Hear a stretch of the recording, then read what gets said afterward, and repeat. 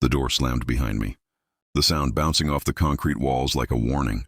Andrea from HR was standing there fidgeting with a cardboard box, avoiding my gaze.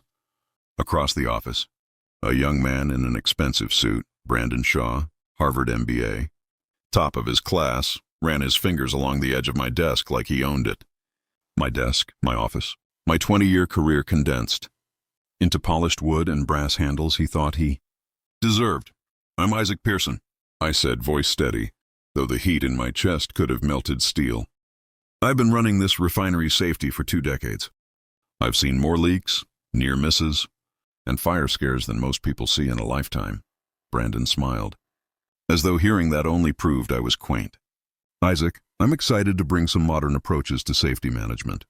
Predictive analytics, efficiency models, data-driven risk assessment." I let him talk, counting the words as they floated around the room like dust. Predictive analytics, efficiency models, data-driven risk assessment. None of it mattered when a valve hissed at 2 in the morning or a pipe showed stress before anyone else noticed. None of it mattered when people's lives were on the line. Andrea cleared her throat. "The board wants a fresh perspective. They think Brandon can bring innovation to the department." Innovation, a word so thin it could never hold the weight of what I'd built. 20 years of watching, listening, anticipating. 20 years of earning trust from inspectors, engineers, and every man and woman who stepped into that refinery floor. And they thought some diploma could replace that. I stared at Brandon, his suit shining under the fluorescent lights, his shoes too clean, his ideas too neat. He couldn't smell the oil under my fingernails. He couldn't hear the subtle rhythm of a running refinery. He didn't know the first thing about keeping people alive, the Sedum. Box in Andrea's hand seemed heavier all of a sudden. She looked at me, eyes full of apology. She didn't have the words to voice. I picked it up, feeling the weight of 2 decades in my hands. "You keep it," I said, voice calm but final. I didn't need to argue, didn't need to explain. Some things aren't negotiable. Respect, integrity, knowledge earned, not bought. I turned toward the door, each step deliberate, each echo a declaration. Outside, the Texas sun burned through the refinery haze, and for the first time in years I felt lighter than air. They could take the office, they could take the title, but they could never take what I had built, what I had earned, or the principle that had carried me through every hazard, every fire, every close call. Brandon Shaw could have all the predictive models in the world. I had something he could never buy: experience, respect, and the courage to walk away. The hallway smelled of industrial oil and the faint sting of cleaning solvents. Each step echoed off the steel beams, a rhythm I had known for decades but now felt alien, as if the refinery itself recognized the tension in my chest. People glanced up, eyes flicking between me and Brandon, who had followed a few paces behind, trying to look confident but clearly unsure what to do when someone actually refused to play along with corporate theater. I didn't look back. The box in my hands wasn't just paper and files, it was a symbol, a boundary, a statement. I had earned every accolade, every safety record, every inspector's nod of approval, and no number on a spreadsheet or shiny certificate could erase that. Outside the office, the Texas wind cut across the refinery grounds, sharp enough to sting. I set the box down on the loading dock, letting the sun heat the cardboard like a spotlight. It felt absurd, almost cinematic, but sometimes life demanded dramatic gestures. Not for anyone else, just for me. To remind myself that 20 years of discipline, sweat, and loyalty couldn't be packaged into an office and handed away. The board would call. They always called. Letters, emails, HR intermediaries, attempts to coax, guilt, or bribe. But I had made the decision before stepping into the hall. Walking away wasn't anger, it wasn't revenge. It was clarity. It was recognizing that my worth didn't need validation from a panel of suits who couldn't tell a pressure gauge from a coffee. Cup memories rolled in unbidden, each one a testament to why I mattered here. The fire in 2003 that could have turned the refinery into a wasteland. The midnight shift in '07 when a faulty valve almost cost a life. The countless OSHA inspections where my team's flawless. Records weren't luck, they were proof of knowing every pipe, every gauge, every risk. That knowledge, that presence, couldn't be downloaded into a laptop or explained in a 90-minute executive briefing. Brandon's voice intruded somewhere behind me. "Isaac, I think you're making a mistake." We could modernize things together? I didn't stop. Didn't need to. My mistake wasn't walking out. It was imagining that he could ever understand what I had built here. He couldn't feel the weight of responsibility, the constant hum of pressure through the pipes, the lives resting in every procedural decision. People had always underestimated me. From the floor to the corner office, from my Navy days to Lone Star, the lesson was the same. Respect isn't demanded, it's earned. Quietly, persistently, by showing up when it matters most. And sometimes showing up meant leaving when the world was too blind to see. I walked to the refinery's fence, hands resting on the steel railing, looking out at the sprawling industrial maze that had been my life's work. The sun reflected off the towers and tanks, hot and relentless. I let the wind carry away the tension in my shoulders, the resentment in my chest. I wasn't bitter. I was free, somewhere behind me. Brandon probably still talked about dashboards and predictive models, but I had learned long ago that knowledge isn't always quantifiable. Experience isn't measured in graphs. Respect isn't a line item. And sometimes the only way to preserve those things is to refuse to surrender them. Took a deep breath, letting the heat and dust fill my lungs, and felt something I hadn't in a long time. Control. Real control. Not over titles or offices, but over my life, my principles, and my choices. And in that moment, walking away wasn't just an act of defiance. It was the first step toward reclaiming what truly mattered. Before I continue, tell, from which place are you watching this story right now? Please subscribe and like the video for motivation. The board didn't wait long. Emails pinged relentlessly, calls came in at odd hours, each one a reminder that someone somewhere expected me to bend, to justify, to explain why 20 years of earned respect didn't count for more than a degree on a wall. I ignored them all.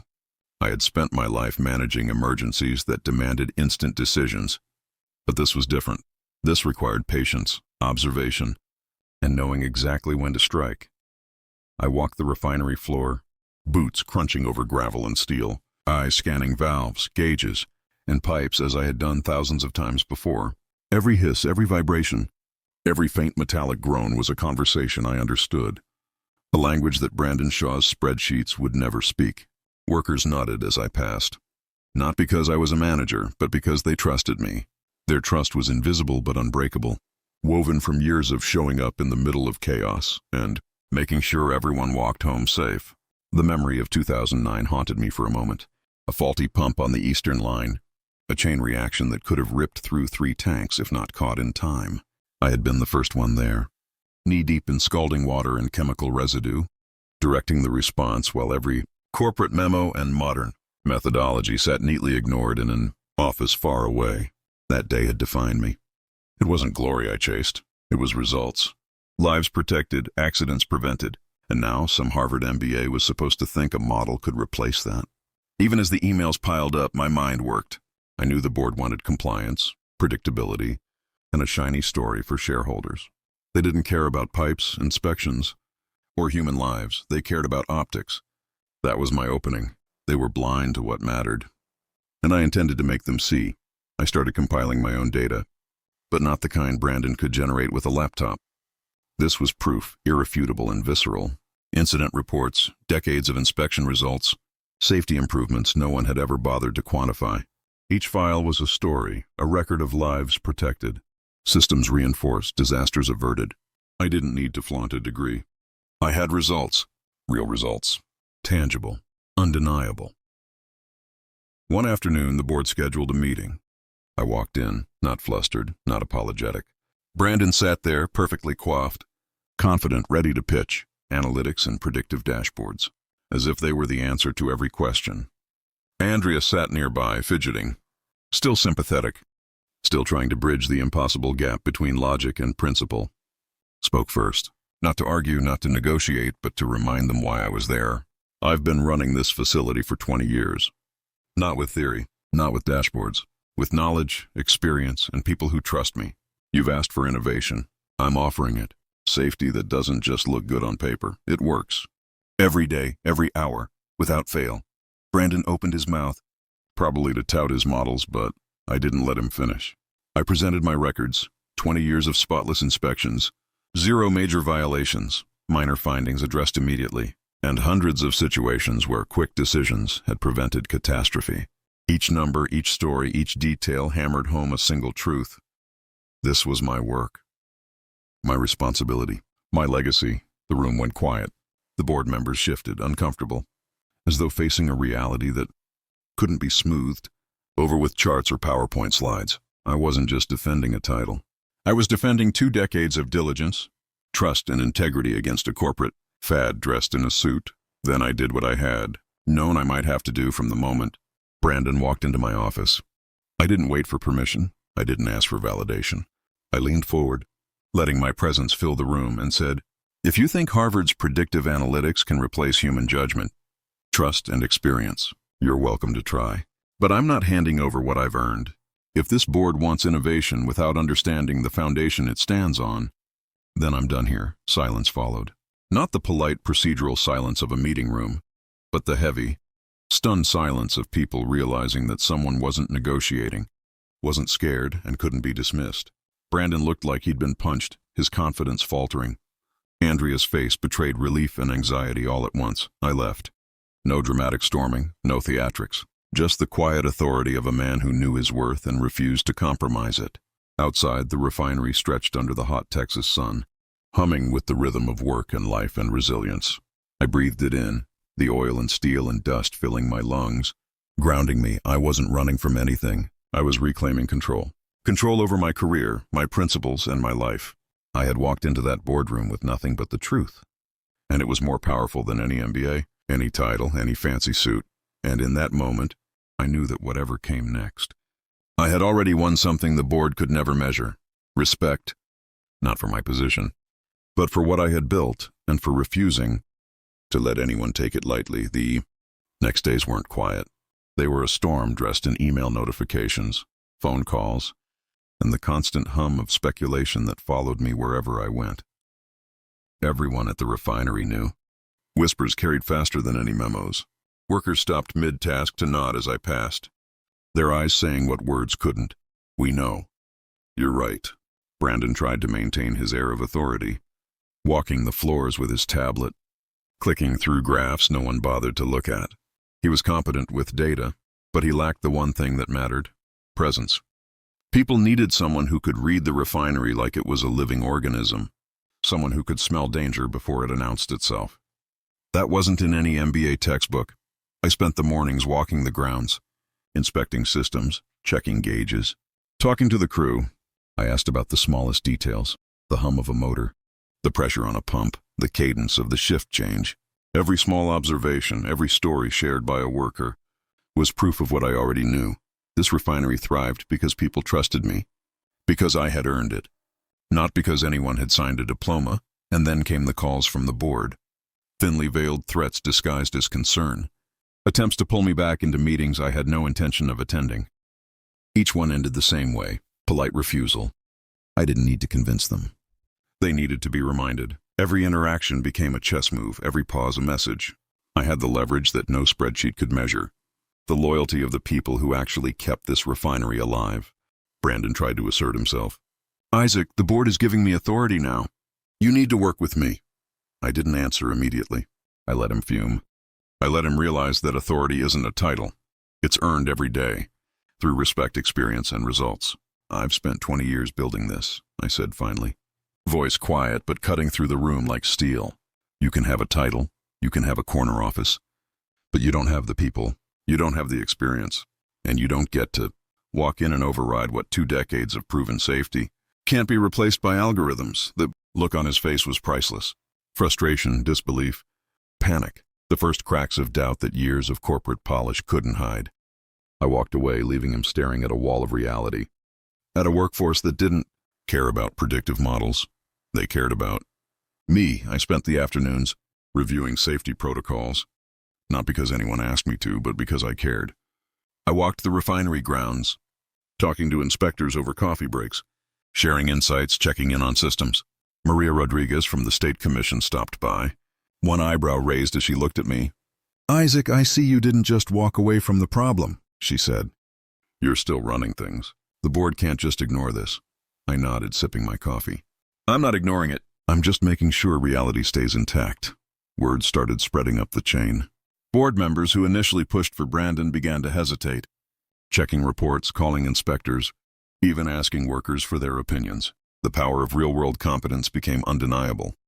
Data and theory only carried so far when human lives and hard-earned trust were at stake, and in the evenings, when the refinery settled into a low hum, I'd walk along the outer perimeter, letting the hot Texas wind carry away tension. I thought about the years I had invested, the nights on the floor, the crises averted, the lives saved. I thought about what mattered. Not offices, not titles, not diplomas, but respect, loyalty, integrity, and knowledge that could never be replaced by someone reading a spreadsheet. For the first time, Brandon tried a few more interventions, suggestions, schedules, directives. Each one was met with polite resistance, or quietly ignored by workers who understood the difference between someone who leads with knowledge and someone who leads with ambition. I watched him slowly realize that he was fighting an invisible wall of competence, one built over decades, one that couldn't be toppled by buzzwords or Harvard credentials, and in that realization, I found something deeper than victory. It was clarity. The refinery wasn't mine to cling to, not in the sense of offices or titles. It belonged to the people who worked it, to the systems I had built, and to the safety I had instilled. I didn't need the board's approval. I didn't need recognition. What I had created, what I had earned, would endure because it mattered in the only way that ever truly mattered. In practice, not politics. By the end of the week, the board's calls slowed. Brandon's frustration became obvious, his confidence eroding with every unanswered email and ignored suggestion. The workers stayed loyal, the system stayed safe, and I stayed resolute. Walking away from the office had not been surrender. It had been strategy, a reminder that integrity cannot be purchased, and that experience, when respected, always has its own authority. Brandon's confidence finally started to crack. The first subtle sign came in a staff meeting where he tried to implement a new reporting system. I watched from the back, arms crossed, letting the room settle into reality. Workers nodded politely, asking questions that revealed gaps he hadn't anticipated. His explanations sounded rehearsed, clinical, and out of touch. I didn't interrupt. I didn't need to. The truth of experience spoke louder than any slide deck. Later that week, I called a small meeting with the shift leads, the people who ran the refinery when the board and MBA interns weren't watching. Look, I said, voice low but firm.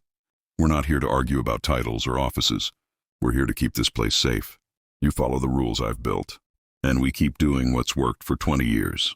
Data is fine, analytics is fine, but never forget what we do here. Every hour matters more than any chart. They nodded, not just out of respect, but out of trust. Trust I had earned, and trust that Brandon couldn't buy with diplomas or fancy words.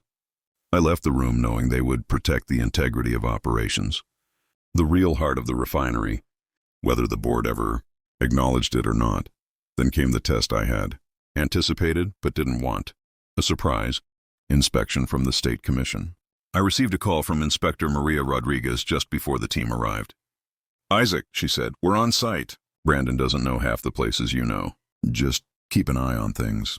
I smiled faintly, recalling the countless inspections over the years, the near misses caught, the minor issues corrected before anyone even noticed. The inspectors arrived, clipboard in hand, eyes scanning the facility. Brandon followed them like a shadow, awkward, overprepared, and completely unaware of the rhythms he was walking into. I guided them calmly, pointing out details only someone with decades of experience could catch. Small leaks, pressure anomalies, even the subtle sound of a misaligned valve. Every observation I made reinforced what I already knew. Competence isn't taught in a classroom. It's earned in fire, in sweat, in every decision that prevents disaster. The inspectors nodded, impressed. Maria's final words, delivered quietly as Brandon scribbled frantically in his notebook. "Isaac, this facility is impeccable. Your leadership shows." She left it unspoken. But I understood the implication. Brandon's methods could never replicate this. Not now, not ever. Word of the inspection spread fast. The board, eager to showcase innovation, suddenly had to acknowledge what they had overlooked. Meetings were called, explanations demanded, and Brandon was left scrambling to justify himself with buzzwords and charts. That meant nothing in practice. I spent the following days walking the refinery, Talking to the crews, inspecting systems, and letting the rhythm of real work remind me why I had walked out of that office in the first place. Power, authority, titles, they were temporary. Knowledge, trust, and integrity, they lasted. And while Brandon learned what he could from data models and predictive dashboards, I watched the people who mattered continue to rely on someone who understood them. Someone who had been in the trenches. Someone who refused to compromise principle for position. By the end of the week, the refinery was calm again. The board's emails had slowed to polite inquiries. Brandon still hovered, frustrated and slightly broken, realizing that leadership isn't granted, it's recognized, and the recognition I had earned was not going to be handed to anyone else. Leaned against a railing, looking over the refinery that had been my life's work, the hum of the machinery like a heartbeat I could feel. I didn't need validation from anyone. I had proven once and for all that experience and principle cannot be replaced by certificates, suits, or fancy titles. They might control the offices, the memos, the schedules, but they could never control the heart of what made this refinery run safely, or the respect of the people who actually kept it alive. And as the sun dipped behind the towers, turning the steel and concrete golden, I realized something I hadn't allowed myself to think for years. Walking away wasn't a loss. It was victory. My victory. Brandon's attempts to assert authority grew desperate. I could see it in his movements, stiff and over-rehearsed. His voice sharp but hollow during briefings. The board's initial excitement over modernization had begun to waver as reports trickled in. Reports, not about dashboards or predictive models, but about pipes, gauges, and systems that had operated flawlessly under my guidance. I stayed focused on what mattered. The refinery was a living organism, and I had spent 2 decades learning its every nuance. Every line of piping, every motor's hum, every subtle shift in pressure, it all spoke to me. I didn't need recognition to act. I didn't need approval to intervene. When a pressure gauge on the western unit started climbing unusually fast, I was the first there, calling out instructions, adjusting valves, coordinating with the crew. Brandon stood a few feet away, notebook in hand, watching as if observation alone could avert disaster. Workers followed my commands without hesitation. That trust, earned over years of shared risk, was unshakable. Brandon's data sheets, his modern analytics, meant nothing when the refinery hissed and groaned, like a living thing demanding immediate attention. I moved through the chaos with calm precision, every decision measured, every action intentional. By the time the issue was stabilized, the situation was contained, and the refinery continued its relentless rhythm. Brandon's panic had been replaced by stunned silence. Word of the incident reached the board almost immediately. Emails flooded in, requests for explanations, for reassurances, for meetings. They had thought they were replacing me, but instead, they had been forced to acknowledge the truth. Leadership is not granted by titles or degrees. It is proven under pressure, and mine had never faltered. Later that afternoon, I called a meeting with the department heads and shift leads. We didn't discuss offices or hierarchies. We discussed safety, operations, and the future. I emphasized procedures, reinforced trust, and reminded everyone that no certificate could replace the vigilance and expertise that kept them safe. I could see the quiet determination in their eyes, the understanding that we were united by more than duty. We were united by knowledge, experience, and respect that could not be bought. Even Brandon attempted to intervene, suggesting changes, offering analytics. I listened politely, allowed him to speak, then set the boundaries firmly. Analytics don't run this refinery, I said. Experience does. People do. Safety does. That's not up for debate. The board finally sent a liaison to assess the situation firsthand. When they walked the refinery floor, they didn't need my words. The crew's confidence, the flawless systems, the incident logs, they told the story. Brandon tried to interject, to explain, to rationalize, but his voice fell flat against the reality of decades of proven results. By the end of the week, it was undeniable. The board realized that their top MBA couldn't replace the man who had lived and breathed this refinery for 20 years. Brandon's role became nominal, advisory at best, while I remained the true authority. No fight, no confrontation. They understood the truth. Isaac Pearson's experience, judgment, and leadership could not be replicated. Spent that evening walking along the perimeter again, the refinery stretching beneath the golden Texas sky. The hum of machinery was steady, comforting, like a heartbeat I had always known. I reflected on the weeks of tension, on the threat of displacement, on the corporate push for modernization that overlooked human knowledge, and I smiled. Not triumphantly, not arrogantly, but with quiet satisfaction. Walking out of my office had never been about surrender. It had been about asserting what truly mattered: respect, integrity, expertise, things you can't take away with a memo or assign to a title. The refinery would continue, workers trusted, systems safe, and I stood at the center of it all, not because of a corner office, not because of a degree, but because I had earned it every single day.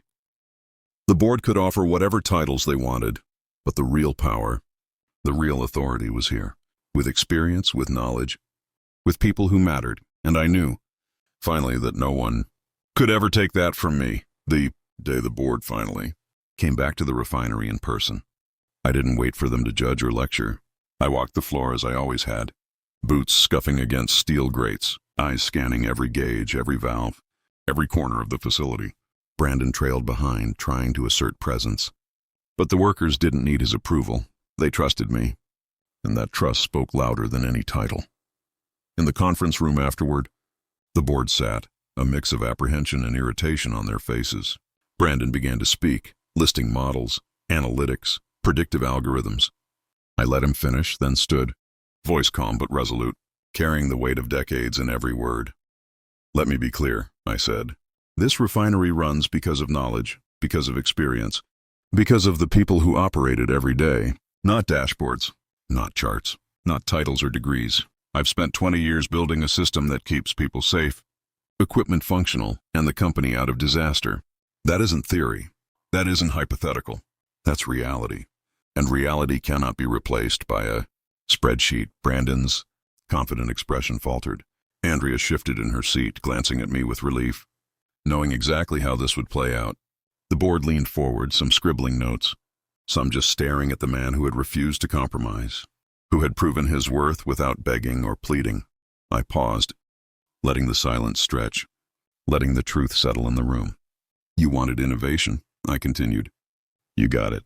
But innovation without understanding, without respect for the people and systems that make it work, is dangerous, and I will not let it happen under my watch." The room stayed quiet. Then slowly the chairman nodded. Others followed. No one needed to argue. Experience had spoken, and it had spoken louder than any corporate directive. Brandon's shoulders slumped.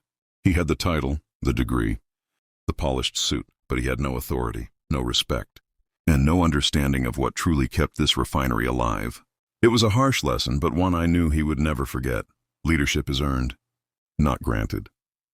I turned toward the windows overlooking the refinery, sunlight glinting off the steel tanks, pipes, and towers. This place, this sprawling industrial maze, wasn't just a job. It was a life, a responsibility, a testament to years of dedication, risk, and unshakable principle. The board left with a newfound respect, not just for me, but for the truth I represented. Brandon stayed behind, quiet, learning that some things, trust, competence, integrity, cannot be bought, assigned, or taught. I walked back onto the floor, workers nodding as I passed. No words were needed, they knew. And in that simple recognition, I felt the satisfaction of a job done right, a legacy intact, and a principle upheld. Titles could come and go. Offices could be reassigned, but experience, knowledge, respect, and integrity, those were untouchable. And in that moment, standing among the people I had spent decades leading and protecting, I realized something essential. I had won. Not because I had fought, not because I had argued, but because I had stayed true to who I was, Brandon. Shaw might have had the Harvard MBA, but I had something far stronger: a career, a reputation, and the unwavering certainty that nothing could replace the man who had earned it. And as I looked across the refinery, humming with life and order, I smiled. I didn't need the office. I didn't need the title. I had something better. I had my life, my work, and my principles untouched, unshakable, and entirely mine.